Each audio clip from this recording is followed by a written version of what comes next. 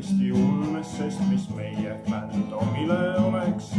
Hümni eest nuputasin kaua ja välja mõtlesin, üks asi meil on, mis alati on nii, et suured ulmefännid omavahel kraaklevad, et suured ulmefännid omavahel kraaklevad, et suured ulmefännid omavahel kraaklevad, suured ulmefännid omavahel kraaklevad.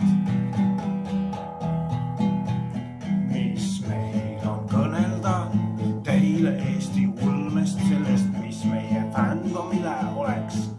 Hümni eest nuputasin kaua ja välja mõtlesin, üks asi meil on, mis alati on nii, et suured ulmefännid omavahel kraaklevad, et suured ulmefännid omavahel kraaklevad, suured ulmefännid omavahel kraaklevad, et suured